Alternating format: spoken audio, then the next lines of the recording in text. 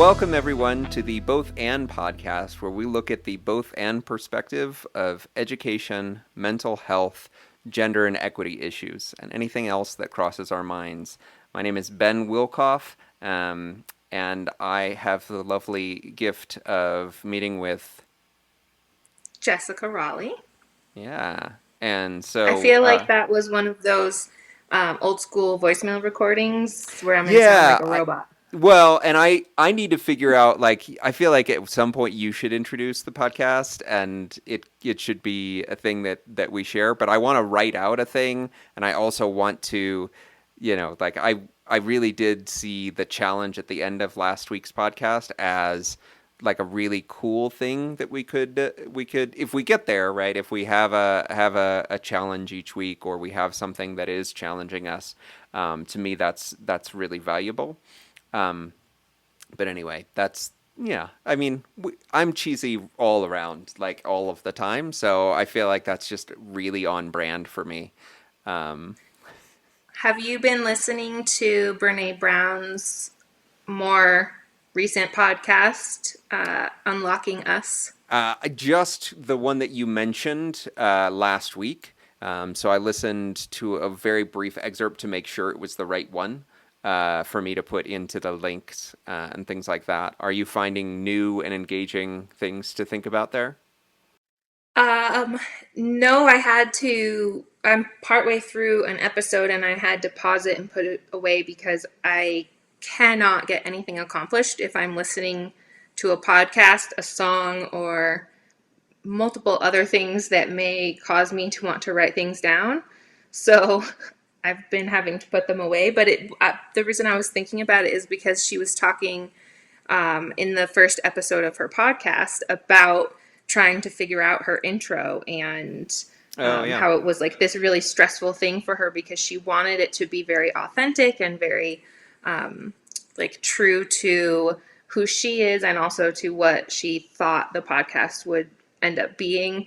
But she said that she was like saying all these different things and people who were trying to help her with it were like, yeah, no, don't do that. Don't do No. that. No, that's She was terrible. like, I'm still working on it. So each week in her podcast, it's She's sort like of like testing this it thing out that and she's still like, yeah, growing.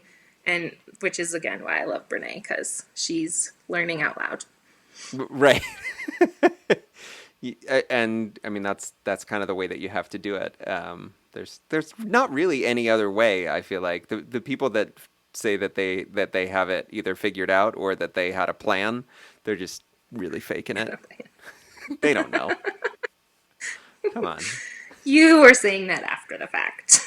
Yeah, it was all according to plan. Yeah. No, I don't believe it for a second. That's just not how it goes. Um, all right. So where do you want to start this week? How has your week been? My week has been pretty good. This week has been, um,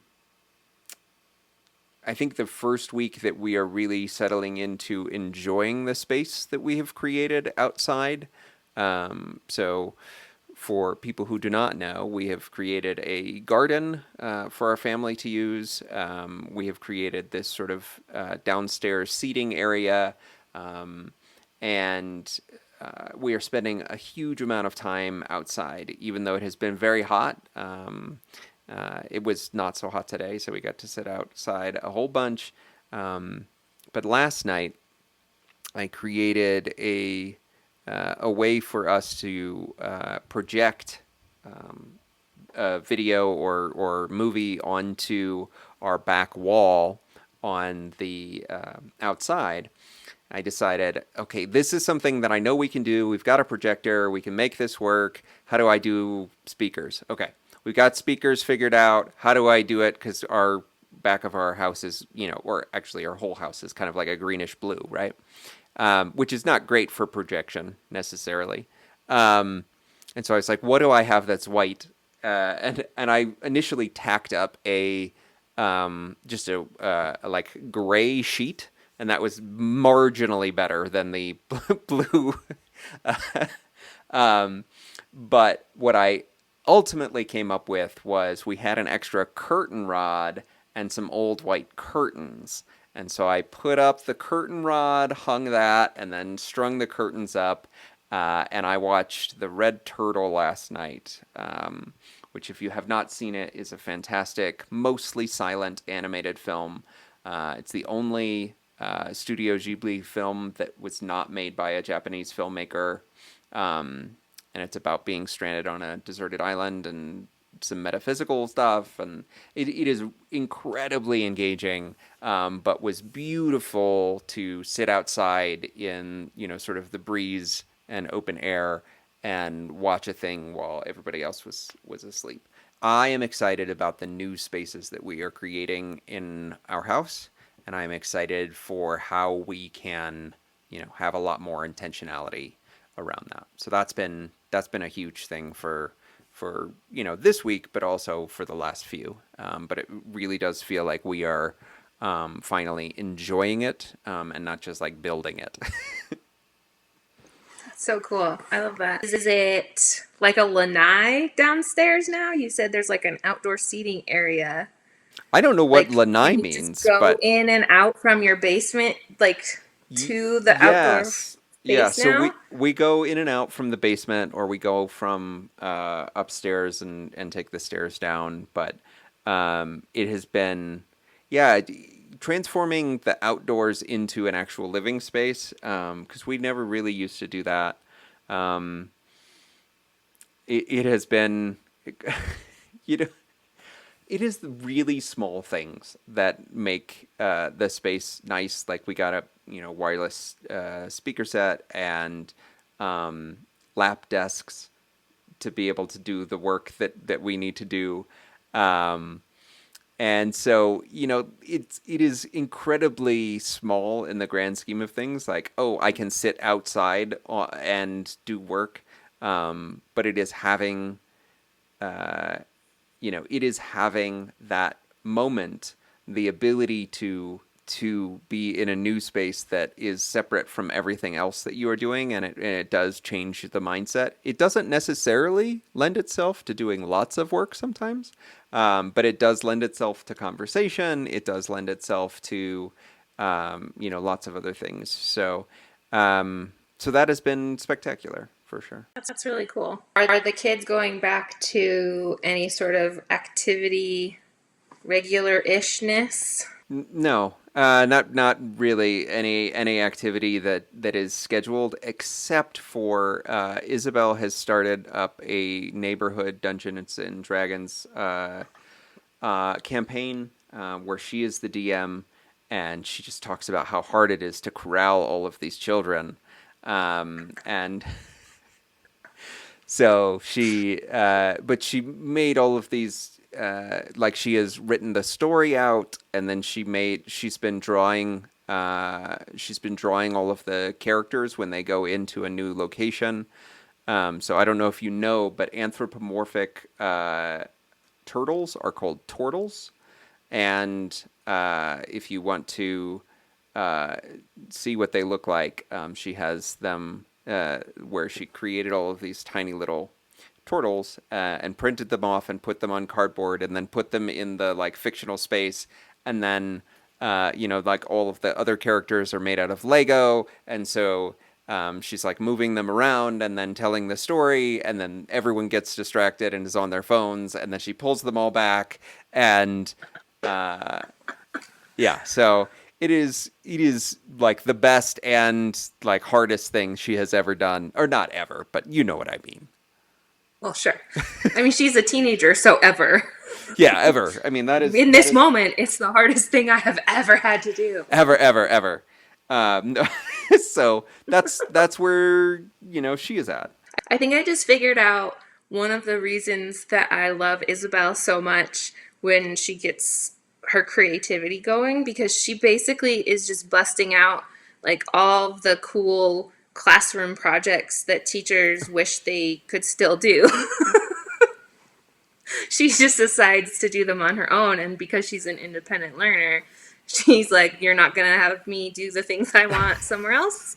Fine, I'll do them on my own time. That's right. Yeah, she certainly is, as independent can be. and or as independent as she can possibly manage, because she also needs lots of things. But it is super important that in the midst of the need, that we also see that it is not total freedom that she actually needs. She needs constraint as well in order to bounce ideas off of, in order to create new things. She needs the constraint of how to make things work.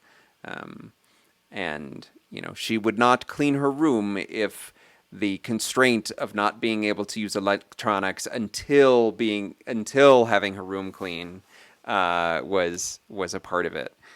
She would not go outside with friends if she were allowed to do exactly what she wanted, when she wanted, because it's sort of it not even sort of it is the constraint that allows it to be a full life rather than a very one-sided or one note kind of life, which she may prefer, but at this point, I think it's benefiting her to do more different things. I like that a lot. That's awesome. Yeah. All right. So now can we talk about your week or your day or like the last hour, like Fine. any of those things? It was a very strange week. It was, I think it was sort of this like, everything is reaching the bottom, and is the bottom ever going to drop out because this really sucks? Nope, still not. Okay, cool. Keep going. And then eventually we sprung back up. Oh, So, good. yeah, it was very strange, um, just to have such a contrast uh, in like my internal space, I Mm-hmm. guess, to have that shift, especially after weeks of like trying to actively create that shift.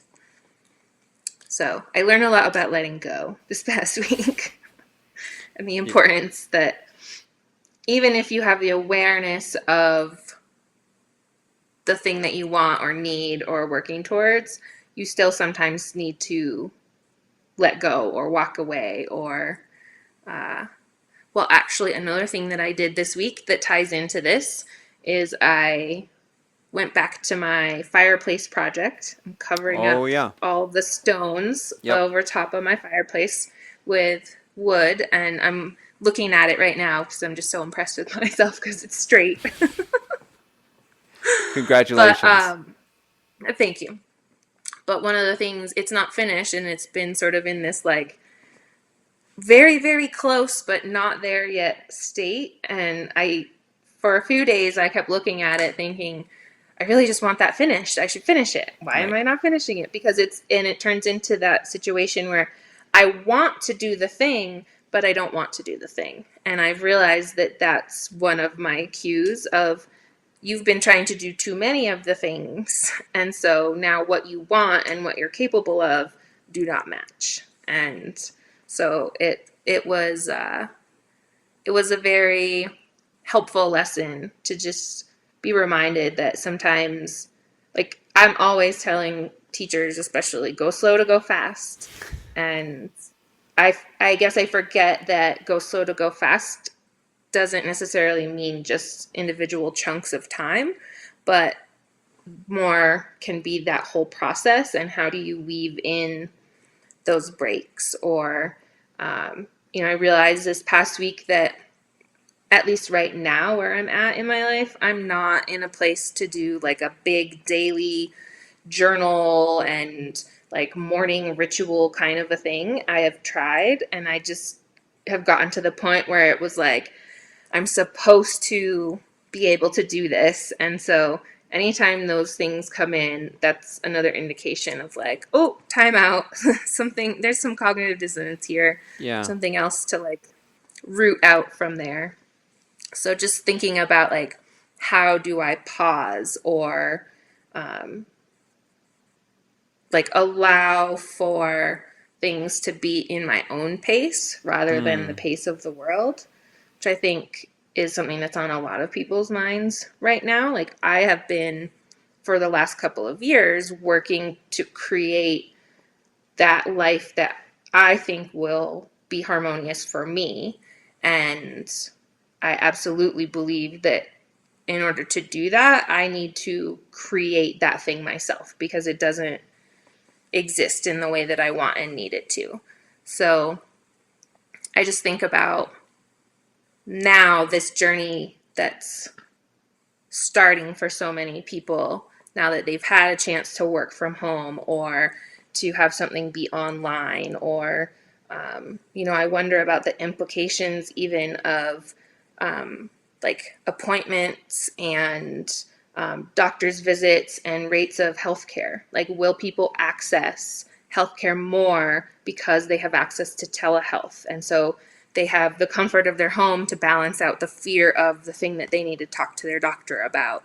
Or, they don't have transportation. And so they're able to, like, I was able in the past couple of days to go from this place in my head of, oh crap, I need to use Medicaid to get myself a prescription, but I don't have a doctor who will take Medicaid. And it became this whole frustrating wow, thing of yeah. like, I just really need some birth control right now, but I can't because, and like, these are things that should be so easily accessible. Right. Like, the fact that it's so restrictive for so many people to access contraceptives or to have access to the medical care that they need, it just, even just to talk to somebody about the medical care that they need, it just is really frustrating to me. And so I get hopeful when I see these things changing because, similar to education, it's like, oh, welcome everyone. We've been talking about blended learning for all of However the long, years yeah. now, right? And now you all are deciding to talk about blended learning because you have to. Right. And so I appreciate that things are changing and that now we are shifting. And I also am extraordinarily frustrated that it takes something like a global pandemic to change our social services in the United States. I am keenly aware that it took a pandemic to do lots of things. It took a pandemic for my family and I to realize how much time we need together in order to foster relationships. It took a pandemic to figure out, you know, at least in some ways, things that make me happy or don't. It took a pandemic to help me to fall in love again with writing pen to paper. There are equity issues inside of each one of those things that you mentioned, right? It is the access that people do not have, the ease of understanding a system that is built essentially to keep people away from healthcare, to keep people not accessing, or if right, because if you do access and you don't have a doctor, it will cost you an exorbitant amount of money. If you do go through the process, it will take an exorbitant amount of time, right? Like that is the way that we have built systems. Is to create scarcity around something that should not be scarce, essentially. Um, and I think your broader point of trying to figure out what it is that the pandemic has given us access to and what has it made us question, in order to move beyond the typical answer or the typical barrier that we are facing. It becomes a question of why did we do it this way? Why have we created this? And how do we stop? How do we recreate it in a way that doesn't do those things? I guess that's the part of it that I still, because I totally hear what you're saying. Like, it took a pandemic for a lot of things. And I really like that as just like a tool for reflection on this time, really. Just like those couple of questions or like sentence starters Yeah. are really good points of reflection. Like, what did it take the pandemic for you to try? Or, like when you said to figure out some of the things that I like or don't like, that really resonated with me. And that to me is very interesting because pre pandemic, I still was at my home 24/7 ish. Like Yeah. I wasn't quarantined, but I worked and lived all in the same space pretty much all of the time. So it wasn't as much of a shift for me as for other people. And still, it took a pandemic for me to figure out some of that stuff and to have even more space. And so what I realized is that I can seek something out. I can try to push pause. I can filter what comes in. But it's a different thing when you're in community and not just your own community, but when you're in this broader community that has a philosophy or an understanding or awareness of something and is essentially like it created like-mindedness, I guess. Mm-hmm. Like nobody was saying, I don't like this policy of working from home, and it didn't turn into any of that. Everybody was all on the same page. We have this problem, we need to solve it. Constraint leads to creativity. It just so happens that the creativity that people have been injecting to their problems throughout the last 5 months now are probably a good number of them are solutions that have existed and people have been actively fighting to have happen. And now people are saying, hey, you know what's a good idea? It'd be helpful if. Um, I think that it's almost like everybody is in agreement, like that it's acceptable and it's okay. And you don't have to worry about filtering anything that might happen and you don't have to deal with any aftermath later. It's just we are all accepting that this is how it is, and so from that point I can now live my life. I think there's been a lot of people who've been trying to do that. I mean, you and I used to have conversations all the time about like different people who we would learn about their routines or learn about like what makes you most productive, like all Right. that kind of stuff. And I think if you look to the people who have the privilege to create their like to craft their whole existence around their productivity and creativity, like you see a lot of the same principles that Absolutely. are emerging more now. Yeah. I mean, I hope that we are coming to a place where we have that agreement. I definitely see lots of people not agreeing with the premise that we should, you know, take something as a given, right? That people should work. There is a great sort of regression to or wanting to get back to normal and those kinds of things too, that is sort of counteracting what I see as the almost awakening of people to balance almost. um, and and so I do wonder about whether or not we are just creating another like front in the war, right? People who accept that there was something to learn from staying home.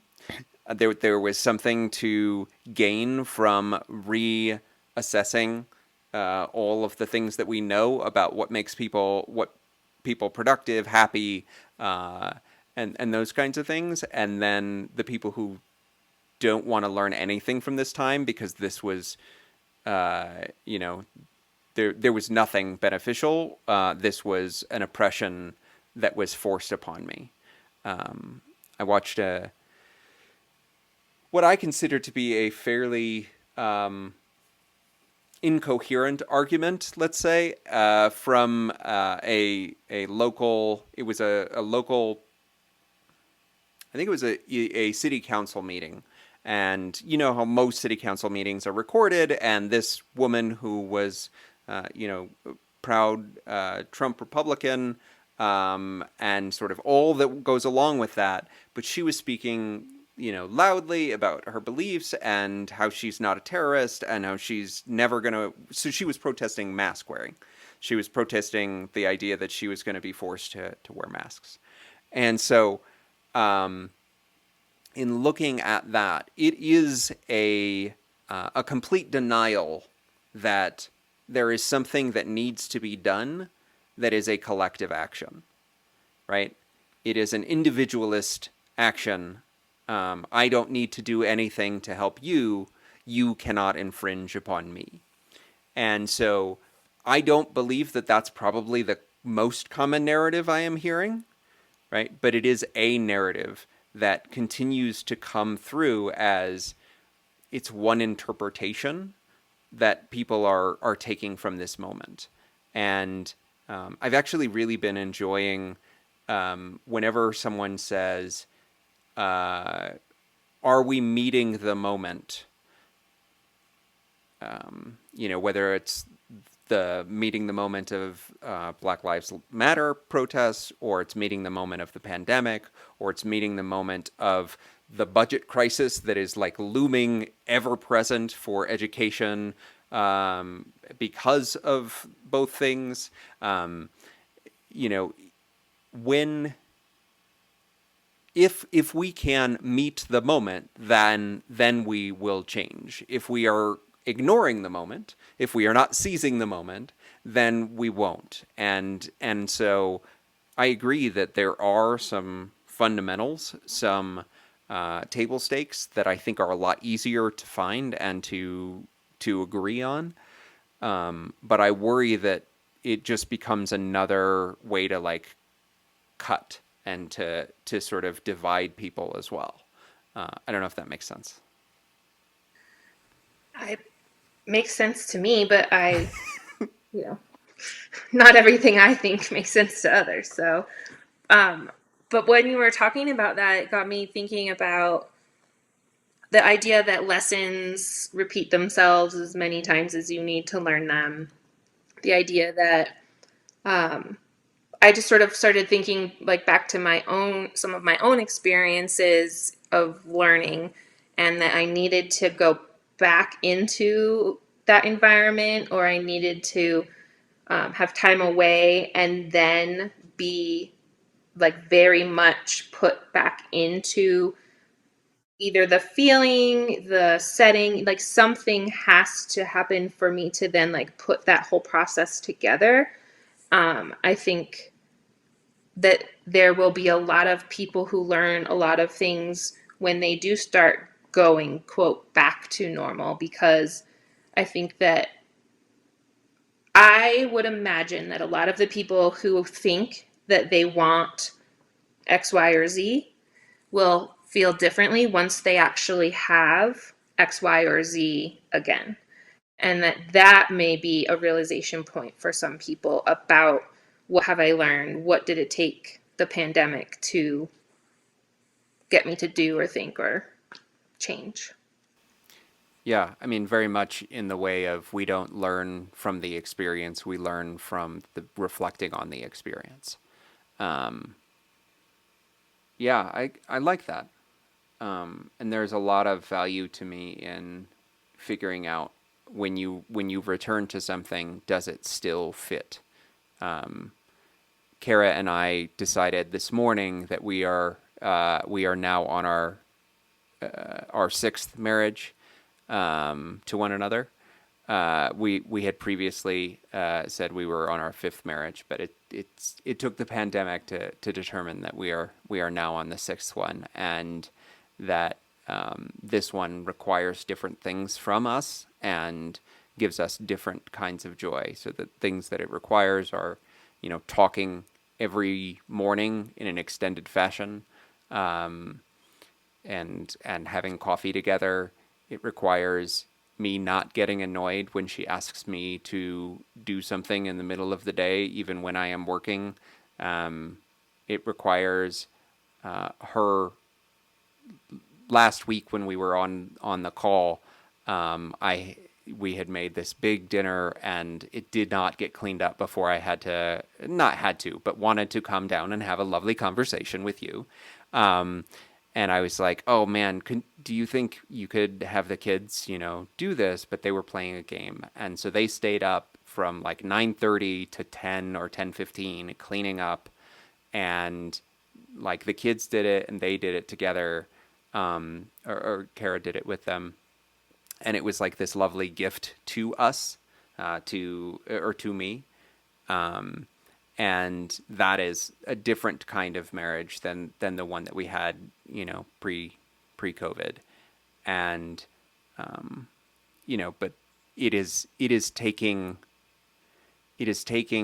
being back in some level of routine and saying, you know what, this routine, the one that we had before, just doesn't work, and I think that there's something valuable. So what have you been learning? Like, have you been figuring out this week, and because it sounds like there's a lot of ebbing and flowing, but what's the flow? Well, on the topic of new experiences to reflect, and I think even just to like think about something with a different perspective or in a different light, which then unlocks the ability to reflect on it more or in a different way.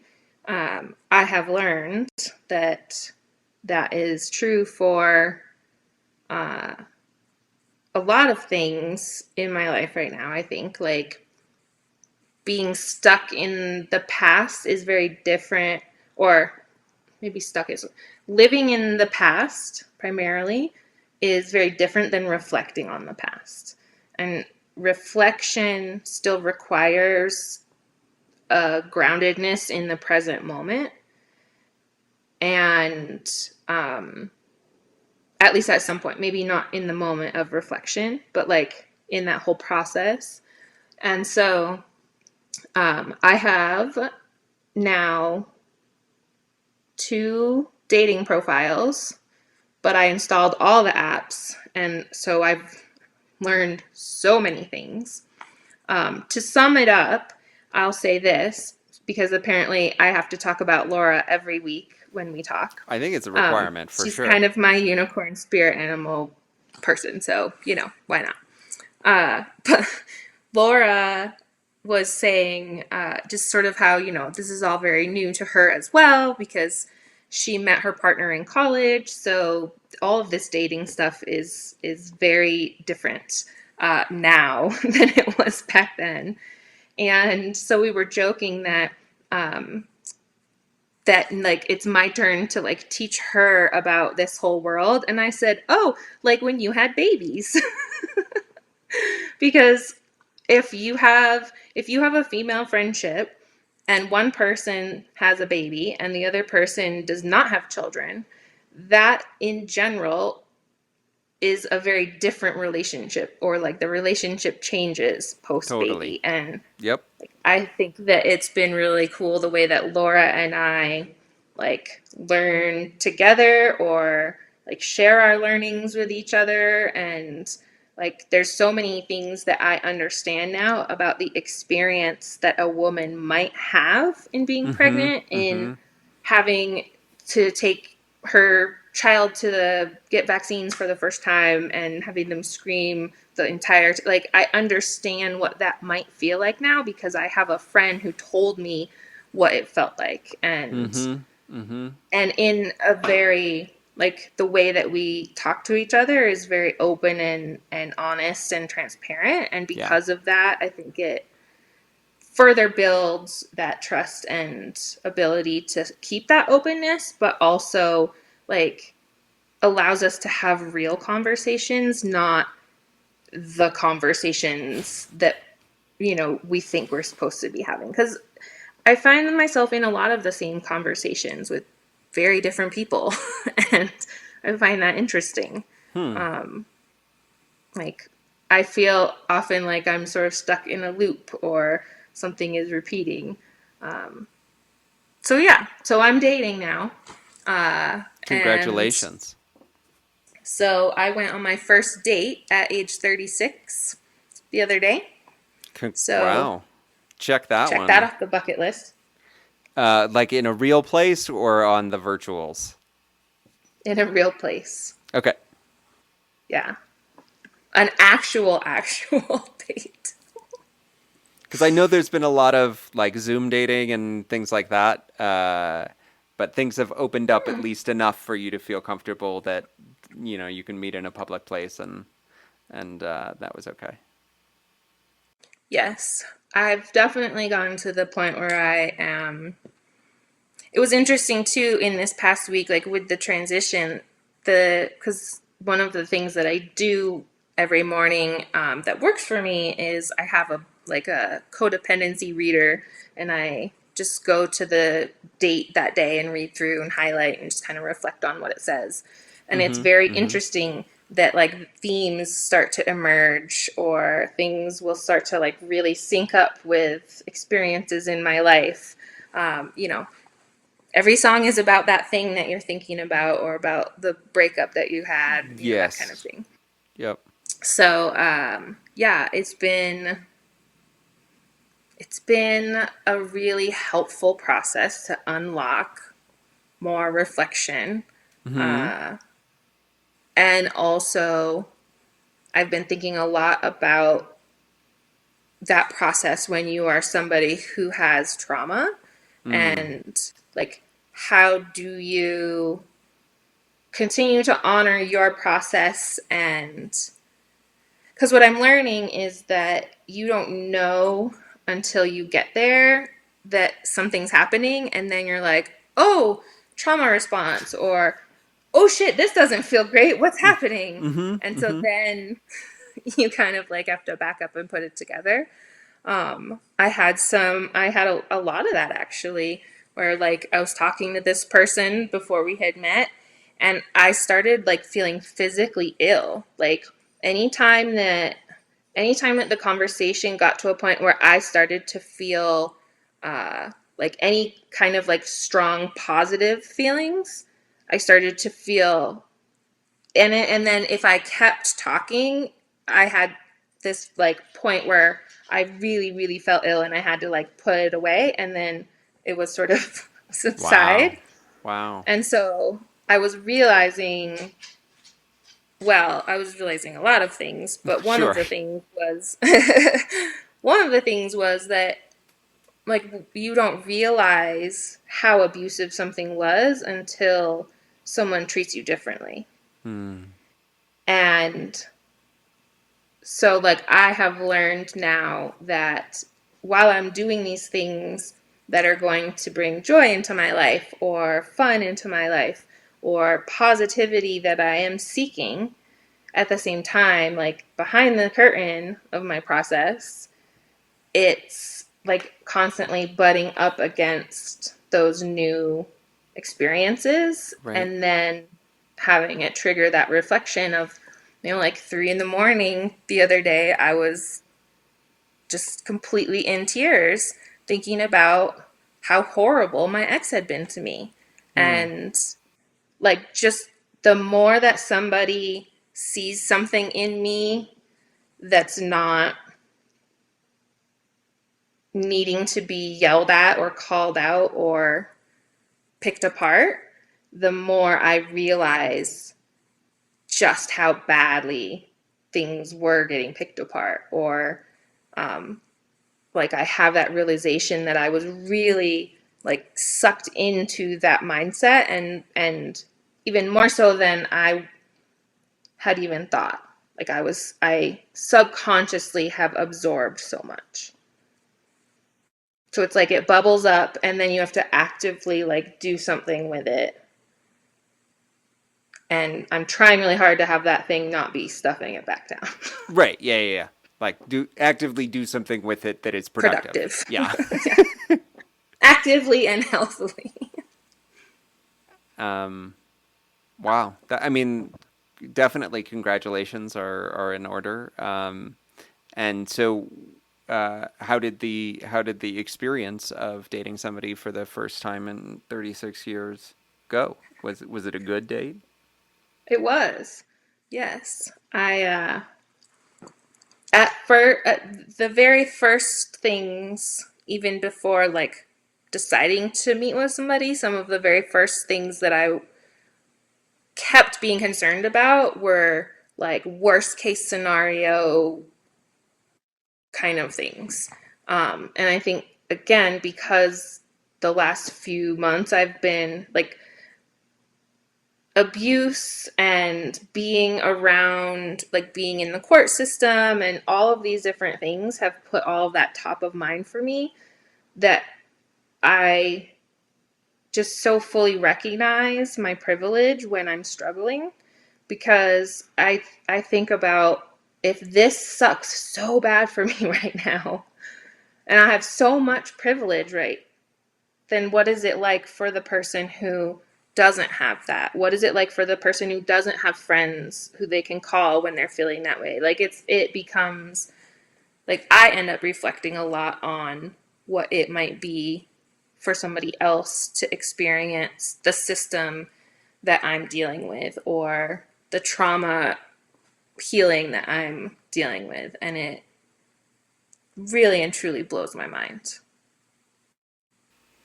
Yeah, I mean, completely. I appreciate that you are able to see those things and that you are able to, have empathy for those who do not share your privilege. But it doesn't make your experience any less shitty. So, No, that's true. Um, but it definitely scared me more.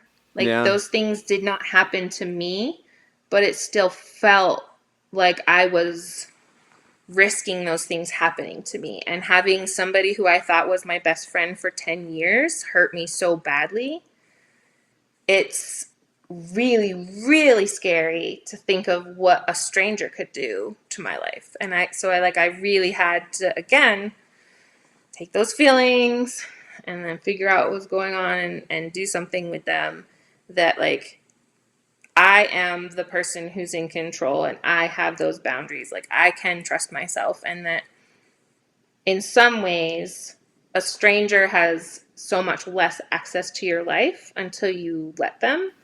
And Mm-hmm. so like I'm actually in more control in the sense of like dating new people than I was in my long-term relationship.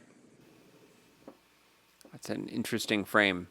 Do you feel like you are going to be able to let go in a way, as you are continuing to expand, you know, the depth of of meeting new people? Are you really interested in sort of holding on to that control for a while and sort of seeing where that takes you? I have the benefit of not being interested in anything serious at all. I've spent 18 years, done the married life. I've lived a lot of uh, partnered experiences up until this point. And so while a lot of people in their mid to late 30s are looking for the one, I'm swiping left really fast. Super hard on If that it one. so much. If it says that you want the one, your girl, the person, first of all, don't call me your girl. You don't even know me. Like, what are you even looking for there? Bye. But also, there, there are a lot of people who uh, are in the market for something very, very different than what I'm looking for. So I'm I think that it benefits me because what I want is something casual, something that's not serious. I want to be totally in control, because really what the way that I see this time is that I'm dating myself. But I can't do that just sitting in my house. Yeah. I mean, I feel like that's totally fair. And uh, most people, I wouldn't say never date themselves, but never figure out what that could look like, and trying to solve for that at 36. I mean, let alone, I feel like lots of folks either partner because they want to be with someone, or they partner and lose themselves inside of that partnership. Um, but trying to find yourself in either a partnership or in having lots of partnerships, um, that kind of thing, I think um, that can really support growth. And I like that idea of dating yourself. Um, and so maybe this is an interesting, if I could propose a challenge. Please. I love a good challenge, Ben. So, what is the perfect date for dating yourself with someone else? What is the perfect date that you would go on that helps you to explore yourself, the things that you like, the things that you want, and those kinds of things? Does that make sense? It makes sense to me. I know my answer already, Do you so really? it must Okay. make sense. Yeah. Yeah. Okay. Yeah. So what is it? I mean, Oh, well, I would say that it's the perfect date is whatever shows me the most authentic version of the person I'm spending time with. Because in doing that, I am then like more apt to reflect. I'm more apt to connect and like see myself in that experience, all of those things. And it's something that like what I'm looking for is experiences. I want to meet lots of different people. I have found myself swiping left a lot on white men. It's something that I've been reflecting on a lot, especially given just the vast differences in the people who are surrounding me in their opinions of racism and whether it exists or not, and whether privilege exists or not. So but other than somebody who's like, I just know immediately that your values are not my values. Like, other than that, I want to meet all of the different people I can, and that would be the perfect opportunity to get to know yourself. yeah.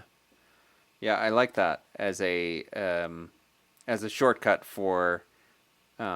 for getting to know yourself, is standing or being with someone that is being themselves, right?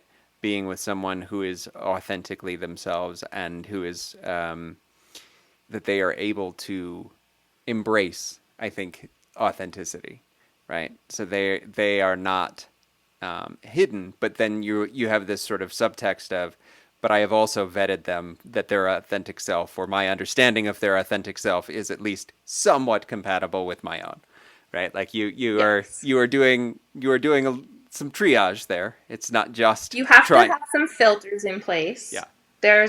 There's a lot of opportunities to meet different people, so Mm-hmm. you have to have some filters. So, you know. But again, like you don't know what those filters are. Like I've been reading a lot of things about boundaries and the idea that, you know, it's not always the worst thing in the world if you like basically don't hold your boundary and then have to go back and reset it or whatever because you've now learned that's your boundary. Right. No, I totally get that. And as someone who is really not, dated since 2004, um, that that idea of knowing a boundary with someone new is really interesting, right? Like, how do you set that at the beginning? Because um, you only get to do that once, but if you are doing it multiple times once, right? you get a lot more practice. Right? You get a lot You more have to practice. practice date, and Right. I have learned so much in the last week. No, that totally makes sense. Um, okay, well, good. So the challenge to everyone is to date yourself by, or to find the perfect date for yourself with someone else, um, in some way, shape, or form. And I like that idea a lot. I think that's something that I could um, do with Kara, or even, right, like I could even date my kids in a weird kind of way, right? Like doing something with them that is revealing about things about myself, and hopefully things about them, right? They are being authentic, and I am able to reveal my authenticity with them, um, and those I just kinds of had things. this image of all these different representations of that. Mm-hmm. Like, for example, just within your family, I can picture there being a musical representation. I can see there being like a diorama kind of 3D Sure. situations, with the scene of the perfect date Right. and, drawings. I'm just picturing all the different ways that people could, like share their version of it. And Yeah. I guess I really miss expressions other than through words. There are lots of good ones out there. There Is a are. good thing. All right. Well, this has been the Both and podcast. Thank you for a lovely conversation. If you want to listen to the other episodes, you can go to bothandpod.com, and this will be at bothandpod.com/7. Right? Is this our seventh? Yeah. Yeah. Oh, yeah. That Seven. was Lucky Seven. Yeah. Nice work.